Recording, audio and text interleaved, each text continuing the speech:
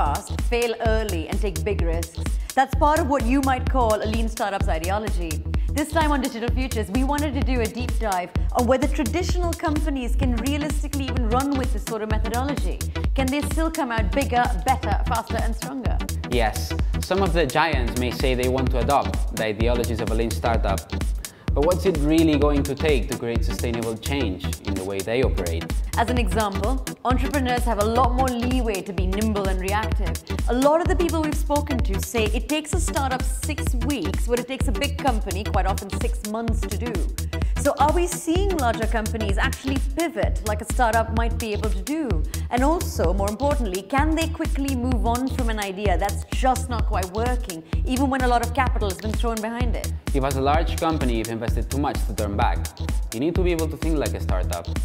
Have your losses, move on quickly, react to the market. Also, I think regardless of company size, we need to be investing resource in the mad scientists, the ideas people. And you must be able to replicate the atmosphere, the excitement, the tension, and the hope that lures a lot of talented people to startups. We found some great people to get their point of view. Let's hear from them.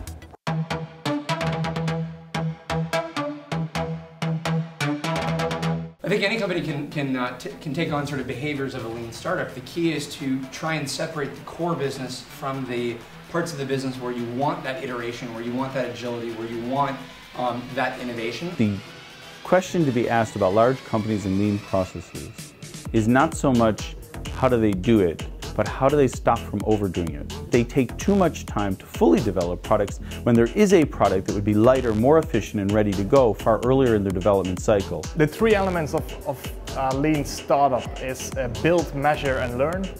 And if I could choose one of them that is most important, it's for me the measure part, because that's the element where you're in touch with the consumer or when you're in touch with the market, and that's where you get all the information from. From a technology perspective or an R&D perspective, having pockets of intervention in classic or core R&D processes is a perfect way to infuse the journey. There are large corporations that are bureaucratic, sclerotic, have huge client bases that hold them back, and find it very difficult to essentially eat themselves, because that's their real challenge. Their challenge isn't the speed with which they bring products to market. Being big doesn't mean you can't adopt a lean methodology, but being big means aspirations are bigger, bets are bigger, and therefore lean doesn't mean cheap. Your goal is when introducing a new product or service to market, whether you're a young company or an established company, is to diminish the inherent risk that comes with the new.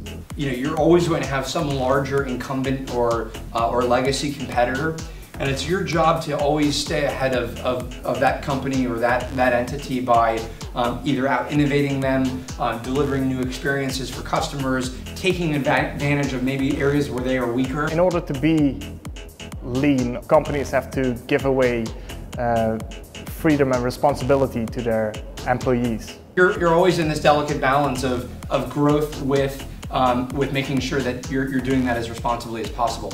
The issue in large businesses is that they strive for consensus, and unreasonable people don't work well in groups that strive for consensus.